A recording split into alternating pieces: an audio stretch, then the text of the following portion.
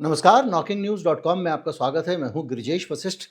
अब दिल्ली में एक नई लोग लग गई है। मैं आज पॉल्यूशन पे मैं आपको बता दूं कि मैं करीब 10-12 साल से दिल्ली के पॉल्यूशन को मॉनिटर कर रहा हूं, उस पे काम कर रहा हूं। मैंने बहुत सारा लिखा है इस पे और मैंने अभी एक 2015 का अपना लेख निकाला जो इंडिया टुडे ग्रुप के आई चौक पे आया था आज तक के।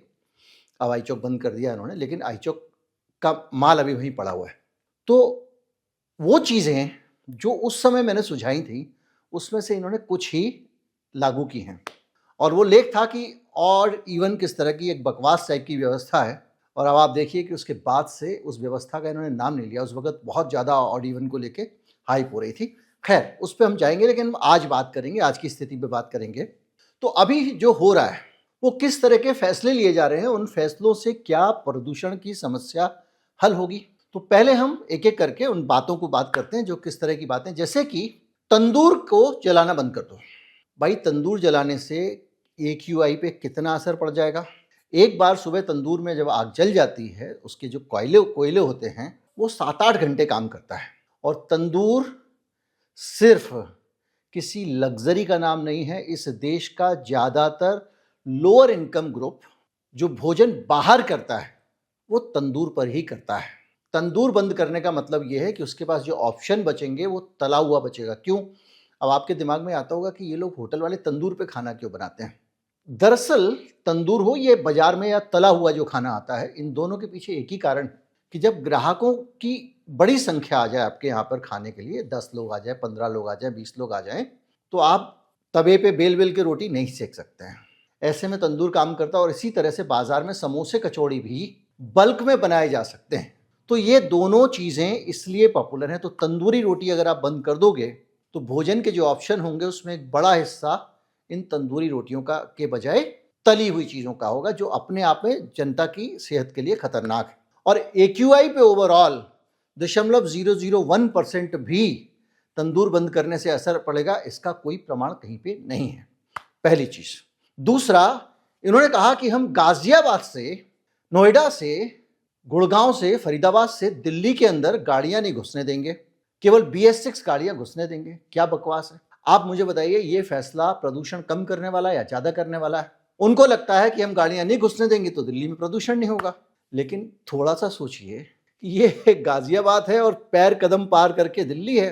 तो क्या आपके रोकने से धुआं भी रुक जाएगा क्या? अगर वो गाड़ी गाजियाबाद में रहेगी तब भी प्रदूषण करेगी, दिल्ली में रहेगी तब भी प्रदूषण करेगी। लेकिन जो आपने व्यवस्था बनाई है, वो व्यवस्था तो प्रदूषण बढ़ाने वाली है। क्योंकि जैसे ही वो बॉर्डर पे आएगा, वहां पर पुलिस वालों से झकझक करेगा, वो पुलिस वाले से झकझक करेगा, आप कहोगे दिल्ली में नहीं घुस सकते, फिर तमाम सारी बातें होंगी। उस देर में, उतनी देर तक सारे बॉर्डरों पे लंबा जाम लगा रहेगा। यानी आप एक गाड़ियों की भीड़ लगा रहे हो जो स्टार्ट होंगे और धुआं हवा में छोड़ रहे होंगे। हो सकता है उस आदमी को वहां से 4 किलोमीटर आगे जाके अपने दफ्तर जाना हो, 6 किलोमीटर आगे जाके दफ्तर जाना हो, लेकिन आपने एक पैनिक क्रिएट कर दिया। दूसरी तरफ सुप्रीम कोर्ट एक बात और कहता है जो उसकी एकदम उल्टी है। यानी प्रदूषण के टाइम पे मुझे कभी कभी ऐसा लगता है कि हर समय करो कम दिखाओ ज्यादा का कल्चर रहता है। हर साल आप अगर एक बात सोचिए, सुप्रीम कोर्ट ने क्या आदेश दिया? ये आदेश दिया कि ये बॉर्डर पे टोल कलेक्शन के लिए आप गाड़ियां रोकते हो, ये मत रोको। भारत के जो कार चलाने वाले अमीर लोग हैं, उन सबको ये पीड़ा है कि वो जैसे ही दिल्ली में गाड़ी घुसती है तो नगर निगम का टोल वाला जो है वो रोकता है और उनको लगता है कि यार ये तो लेट हो रहे हैं, वो उसको खत्म करना चाहता है। ये एलिटिस्ट माइंडसेट सब लोगों का है, तो अदालतों का भी है, वकीलों का भी है, और होना भी क्यों चाहिए। दिल्ली अगर राजधानी है, गुड़गांव भी अगर उसके आसपास का इलाका है, फरीदाबाद भी इलाका है, नोएडा भी इलाका है और गाजियाबाद भी इलाका है, तो भाई उनके बीच में आवाजाही क्यों नहीं फ्री होनी चाहिए? ये क्या बोलते हो, गाजियाबाद से दिल्ली में घुसेगा आदमी तो 200 रुपए देगा? कि आप हमारी शहर की सड़कों पे घूम रहे हो और और नगर निगम जो है इस बात से कमाई करेगा? तो ये तो वैसे भी पूरी तरह हट जाना चाहिए। लेकिन वो ये कह रहे नहीं, वो NHAI इसको चार्ज कर दे वगैरह वगैरह। तो ये जो तरीका है, एक तरफ आप कह रहे हो कि गाड़ियों को बेरोक टोक घुसने दो, इसीलिए आप हटा रहे हो, और दूसरी तरफ आप कह रहे हो कि भैया गाड़ी घुस ना जाए, दूसरे शहर की गाड़ी, केवल जो लेटेस्ट वाला BS6 है उसकी गाड़ी घुसने देंगे। और बकवास ये है कि BS6 कम पॉल्यूशन करता है, ऐसा सरकारी फाइल में कहीं लिखा हो तो पता नहीं, लेकिन मेरी अपनी गाड़ी 15 साल पड़े, 2009 मॉडल थी मेरे पास, होंडा सिटी, उसका माइलेज ज़्यादा था। और अब जो मेरी गाड़ी है वो भी उतना ही 1500 सीसी का इंजन है, इसका माइलेज से 4 किलोमीटर कम है। माइलेज कम का मतलब क्या? ज़्यादा पेट्रोल में कम चलेगी। यानी बाकी पेट्रोल कहाँ जा रहा है? जाहिर बात है हवा में जा रहा है और कहीं नहीं जा रहा है वो। पर ये अलग एक दुकानदारी है। खैर, इसी तरह से आपने बहुत सारे अजीब व गरीब काम किए हैं जिनका कोई असर नहीं पड़ने वाला है।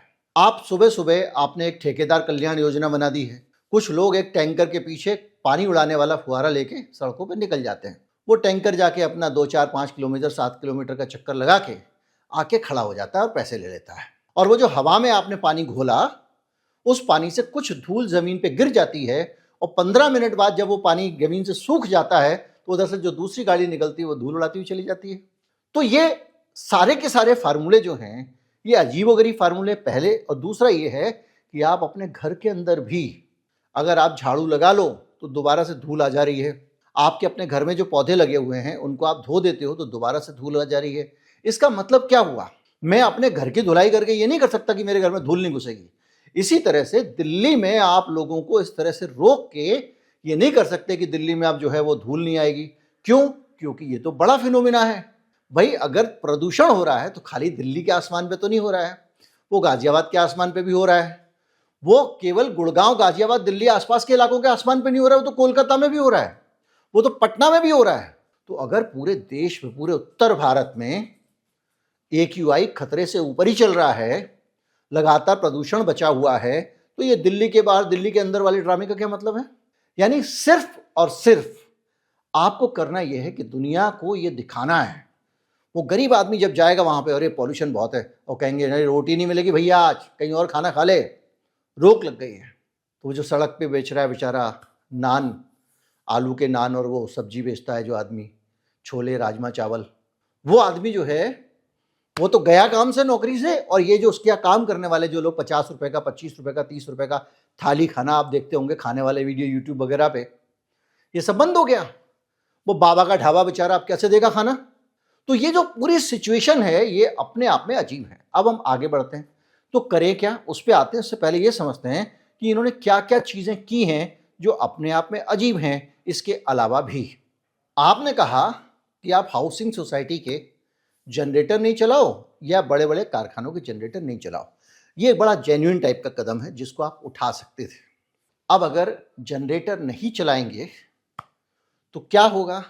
अगर कारोबार हो रहे हैं शहर में, बड़े बड़े फैक्ट्रियां लगी हुई हैं, बड़े बड़े दफ्तर खुले हुए हैं, 20-20, 25-25 मंजिल के हजारों लोग काम कर रहे हैं, अगर आप जनरेटर नहीं चलाओगे तो वो उत्पादन ठप होगा कि नहीं होगा?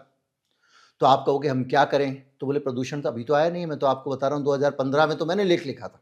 तो इतने साल से ये समस्या चल रही है। हाँ जी चल रही है। तो जनरेटर चलाता क्यों है कोई? उसको शौक है क्या? आपकी सोसाइटी में आपको शौक है जनरेटर चलाने का? किसी दफ्तर में किसी को शौक है जनरेटर चलाने का? किसी कंपनी को, उनको जनरेटर की ध्वनि अच्छी लगती है क्या? संगीतमय लगती है क्या?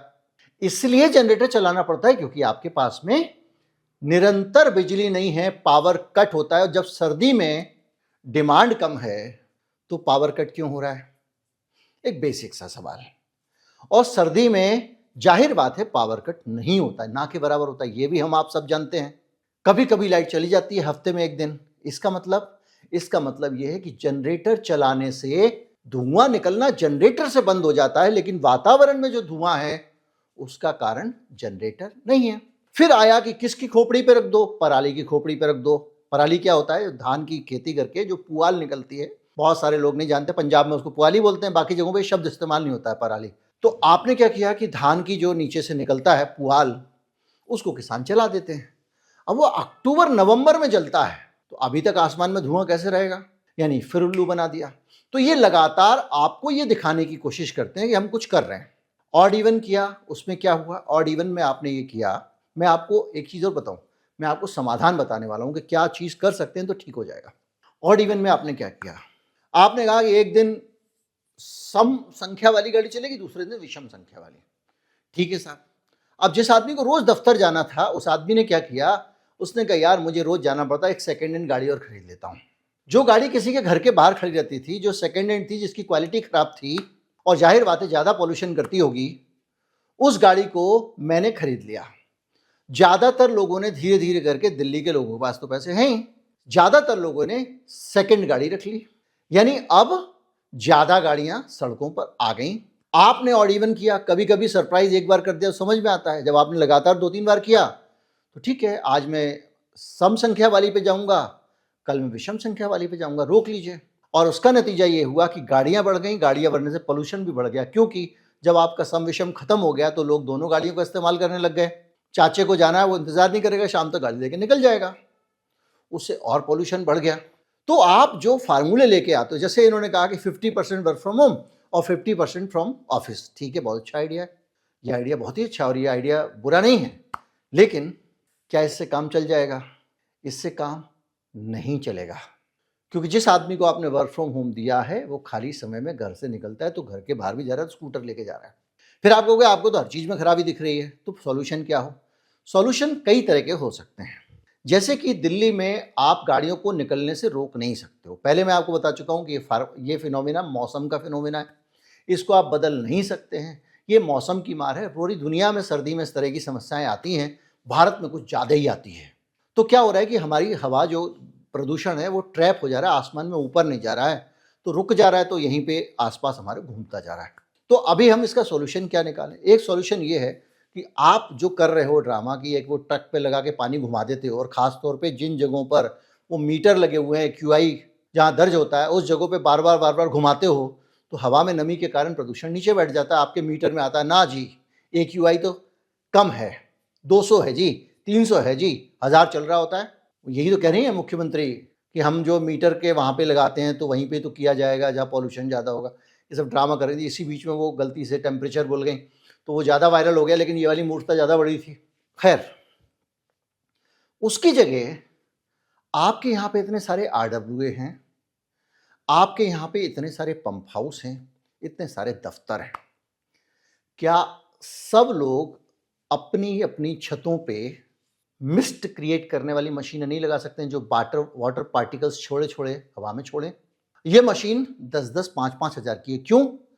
क्योंकि जहां पर हाउसिंग सोसाइटी है वहां पर उसके लिए पंप करके पानी की जरूरत नहीं है, क्योंकि वो 20 मंजिल 30 मंजिल की सोसाइटी है, 15 मंजिल की सोसाइटी है, तो ऊपर से जो पानी आता है वो पहले ही बहुत प्रेशर से आता है। तो वहां पर उनको बीच बीच में प्रेशर रेगुलेटर लगाने पड़ते हैं जो पानी के प्रेशर को कम करें। वहां से एक लाइन देके एक आपको फुहारा लगाना है, और आप ऐसे 10 फुहारे 15 फुहारे हर सोसाइटी के बॉर्डर पर लगा दें जो धीमी धीमी बौछार छोड़ रहे हों, तो उस इलाके में पानी बंद हो जाएगा। दिल्ली में ज़्यादातर हाउसिंग सोसाइटीज़ के आसपास इस तरह से आप प्रदूषण को कम कर सकते हो, और जब इस इलाकों में पानी बैठ जाएगा तो आसपास के इलाकों की हवा भी धीरे धीरे शुद्ध हो जाएगी। सारे सरकारी दफ्तर, सारी इमारतें, सड़क के किनारे, सब जगह पर यह हो सकती है व्यवस्था, क्योंकि वहाँ पर पानी का सोर्स है। आप जो ट्रक में भरते हो, पीछे से वो डीजल उड़ा रहा है ट्रक, और ऊपर से वो जितना डीजल उड़ा रहा है उतनी हवा भी शुद्ध नहीं कर रहा है। पानी की धुलाई अगर आप लोग कर दें अपने अपने पेड़ों की, उससे भी काफ़ी फर्क पड़ेगा। ये एक सॉल्यूशन है। दूसरा सॉल्यूशन, आप जो ऑड इवन करते हो उसकी तरह जगह आप दफ्तरों पे दबाव डालो। वर्क फ्रॉम होम का आइडिया भी मेरे ही था उस जमाने में, जो मैंने 2015 में लेटर भेजा था, लेख भी लिखा था। तो आप जो दफ्तर है, आपकी ट्रैफिक जाम की बड़ी प्रॉब्लम है, तो आप एक ही समय पे सारे लोगों को सड़क पे क्यों निकालते हैं? 10 बजे ही दफ्तर क्यों खुलेगा? 7 बजे क्यों नहीं खुल सकता? 8 बजे क्यों नहीं खुल सकता? बहुत सारा जमाना आजकल ईमेल पे कम्युनिकेशन का है, सब कुछ इलेक्ट्रॉनिक हो गया है, तो आमने सामने मिलने की बहुत ज़्यादा ज़रूरत आदमी की रही नहीं है। और फिर भी दफ्तर में अगर कोई काम करना है तो आप 3 शिफ्टों में कर लो, morning shift, evening shift, night shift में, 3 शिफ्ट में काम कर लो। दफ्तर चालू होने का टाइम भी आप वेरिएबल रख सकते हो। कोई दफ्तर सुबह 7 बजे चालू हो जाए, दूसरा दफ्तर 9 बजे चालू हो जाए, तीसरा दफ्तर 11 बजे चालू हो जाए, चौथा दफ्तर 1 बजे चालू हो जाए, तो आप 4 हिस्सों में उस पूरे दिल्ली के क्राउड को अलग अलग तरीके से चला सकते हो। नतीजा क्या होगा? नतीजा ये होगा कि सड़कों पर गाड़ियों की रफ्तार अच्छी रहेगी, गाड़ियों का ब्रेक कम लगेगा, और सारा पॉल्यूशन का कारण गाड़ी का चलना नहीं है, गाड़ी का ब्रेक लगना है।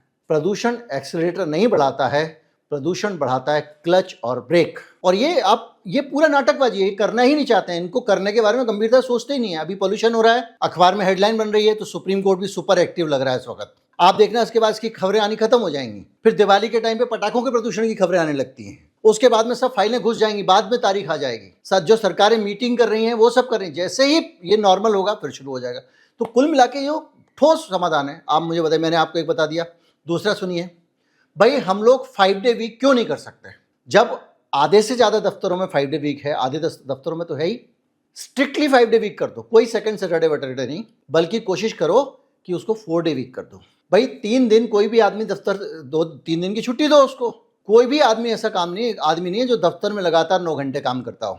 आप अननेसेसरी उसको बिठा के रखते हो। और इससे फायदा यह होगा कि आपने 4 डे वीक किया तो एक 15% से ज्यादा, 5 डे वीक भी कर लिया, फिर 4 डे छोड़ दीजिए, 15% से ज्यादा आपका जो दफ्तर है वहां बिजली कम चलेगी, आपका जो जनरेटर कम चलेगा, और जो बिजली जहां बना रहे हो धुआं उड़ा उड़ा के। आप मुझे बताइए, दिल्ली में पॉल्यूशन की समस्या सालों साल से है, तो यार थर्मल पावर स्टेशन क्या कर रहे हैं? मतलब थर्मल पावर स्टेशन मतलब वो जहां पे भाप से बिजली बनती है। बोले हमने गैस वाले बना दिए, तो भाई गैस से या कोयला जला के दोनों ही स्थिति में आप धुआं तो क्रिएट कर रहे हो, राख तो क्रिएट कर रहे हो, और कोयले वाले भी चल रहे हैं। तो ये अपने आप में एक दिखाई देता है कि ड्रामा अलग है। ढाबे वाले को पढ़ लो, आपको पकड़ लेंगे, कल से कह रहे हैं कि आप गाड़ी लेके जाओगे तो आपको पेट्रोल नहीं मिलेगा, पॉल्यूशन अंडर कंट्रोल सर्टिफिकेट लाओ। अरे भैया, हम अपनी पुरानी गाड़ियां आपने हमारी छीन ली, आपने कहा BS6 गाड़ी जो है प्रदूषण नहीं करती है, ये नहीं करती है, सारा सिस्टम बदल दिया, दनादन बिकवा जा रहे हैं गाड़ियां, सारी मल्टीनेशनल, सुजुकी से लेके, फोर्ड से लेके, जितनी भी है, हुंडई से लेके, माल बटोर रही है हिंदुस्तान में, नई नई गाड़ियां बिकवा रहे हो आप। और उसके बाद में आप क्या करते हो? आप हमको ये कहते हो कि भैया आप पॉल्यूशन का सर्टिफिकेट लाओ। अरे मुझे ये बताओ ना कि गाड़ी अगर दुनिया में कहीं पर पॉल्यूशन का सर्टिफिकेट क्यों नहीं, तो भारत में क्यों चाहिए आपको? जब आपने गाड़ी BS6 कर दी है तो भारत स्टैंडर्ड 6 है, मतलब पॉल्यूशन नहीं करेगी। और फिर उसके बाद भी अगर किसी की गाड़ी पॉल्यूशन कर रही है तो आपके यहाँ 10,000 रुपये का प्रावधान है, ट्रैफिक पुलिस वाले को लगा दो, वो अपना वहाँ पर गाड़ी को रैंडमली चेक करे, अगर उसमें पॉल्यूशन ज़्यादा है उसका चालान बनाए। लेकिन ना, आप जाओ वहाँ पॉल्यूशन की दुकान पे खड़े रहो, वहाँ इंजन चलाना पड़ता है आपको 4-5 मिनट, तब वो पीछे से एंटीना जैसा लगाता है। मतलब एक आपको पॉल्यूशन चेक कराने के लिए दिल्ली की हर गाड़ी को अनिवार्य रूप से कम 3-4 मिनट फालतू गाड़ी चलानी है। एक एक चीज़ें देखें। आपने कहा भाई एक बार बताइए मुझे, हम ट्रेवल करके क्यों जाएं? गुड़गांव से आदमी नौकरी करने के लिए कहाँ आ रहा है? बोले जी गुड़गांव से आ रहा है कनॉट प्लेस। नोएडा से गुड़गांव जा रहा है आदमी, कहीं से कहीं जा रहा है। तो इतना हम क्यों चलें? पुराने ज़माने में क्या होता था भाई, टाटा ने स्टील प्लांट लगाया तो उसकी एक कॉलोनी बनती थी। बाटा की फैक्ट्री लगी फरीदाबाद में तो एक बाटा कॉलोनी बनती थी। उसमें क्या होता था, वो अपने कर्मचारियों को अपनी फैक्ट्री के पास में रखते थे।